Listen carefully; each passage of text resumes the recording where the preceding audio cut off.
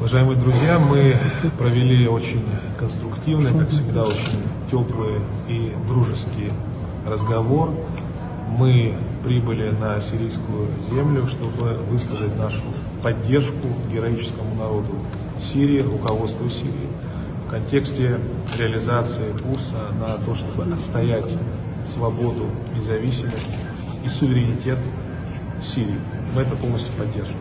لقد أجرينا حوارا بناء مع زملائنا في الجانب السوري وجئنا إلى هنا لنعرض عن دعمنا الكامل للسياسة السورية وموقف سوريا ونحن دائما سوف نبذل كل الجهود للإعراب عن هذا. Мы обсудили те неправовые, жестокие действия, которые сегодня позволяет себе Израиль. Мы, как Республика Абхазия, полностью поддерживаем сирийскую позицию, осуждаем авиаудары Израиля по объектам критической инфраструктуры, авиаудары по аэропорту, которые приобретают системный характер. Мы, безусловно, осуждаем эти действия Израиля. الاعتداءات الممنهجة للاحتلال الإسرائيلي على المواقع السورية من دون أشد الضرر، هذا موقفنا من هذا العدوان الممنهج. К огромному сожалению, коллективный Запад пытается навязать свою диктаторскую волю по всему миру. Мы также обсудили ситуацию в секторе Газа.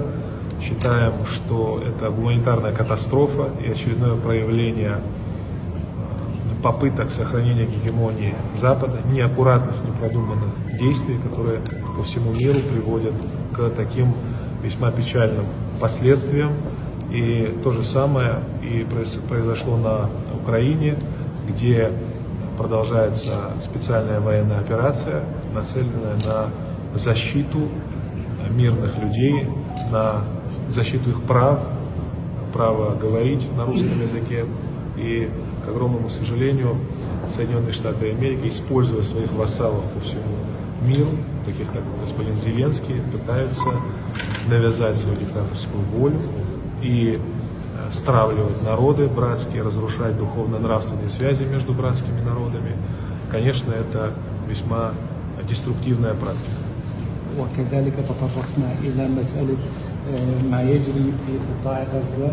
نرى أن ذلك هو نتيجة لفرض الغرب لمحاولة الغرب فرض هيمنته على القرار الدولي. نعرف أن ذلك أيضا سبب في ما يجري في أوكرانيا من أحداث، فالهيمنة الغربية هي بسياستها الهدامة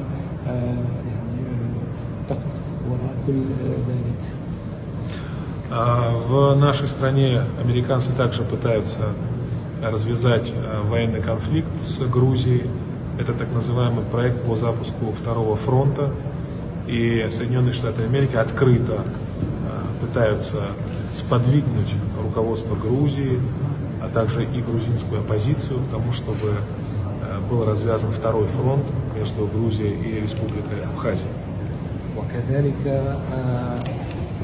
هناك مساعي غربية لإشعال ما يسمى أو فتح ما يسمى بالجبهة الثانية في منطقة القفقاز، حين يحاول الغرب أن يدفع بالقيادة الجورجية أو حتى المعارضة الجورجية لتبني مواقف عدوانية ضد جمهورية أبخازيا لإشعال تثير حرب في منطقة القفقاز.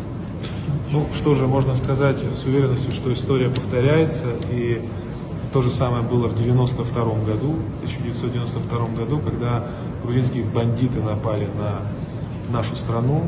Если, к огромному сожалению, это произойдет вновь, то мы себе не откажем в удовольствии нанести грузинам еще одно إن التاريخ قد يكرر نفسه.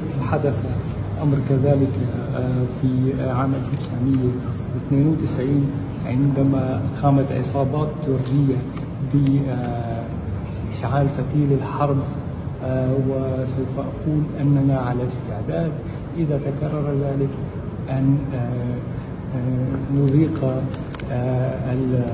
تلك العصابات الهزيمة مرة أخرى بكل سهولة.